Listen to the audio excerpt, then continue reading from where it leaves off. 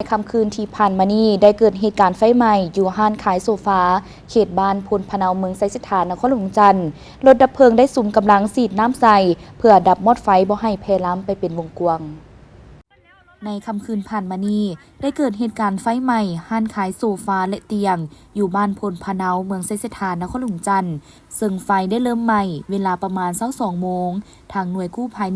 1628ได้รับแจ้งเหตุจึงได้ประสานสมทบกับแผนกมอดไฟนครหลวงออกช่วยเหลือครอบครัวที่เกิดอัคคีภัยและได้ใช้รถดับเพลิงเร่งสุ่มใส่สีน้ำเพื่อดับมอดไฟบ่ให้เกิดผลเสียหายหลายและบ่ให้ส่งผลกระทบแพร่ล้ำเป็นวงกว้างใส่เฮือนที่อยู่อ้อมข้างหน่วยกู้ภัย1628กู้ภัย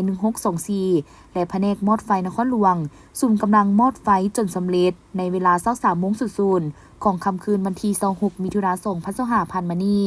ถึงว่าคืนนี้จะมีฝนตกหลายสมควรอยู่ในเขตดังกล่าวแต่ไฟก็ยังไหม้อย่างหุนแหงเฮ็ดให้ห้านขายโซฟาที่ถูกไฟไหม้ครั้งนี้ได้รับความเสียหายหลายสมควรส่วนสาเหตุและความเสียหายแม้นอยู่ในขั้นตอนการสืบสวนและเก็บกำข้อมูลของเจ้าหน้าที่ขอให้ทุกท่านมีสติในการใช้ไฟทุกชนิดเพื่อบ่ให้เกิดความเสียหายแก่ครอบครัว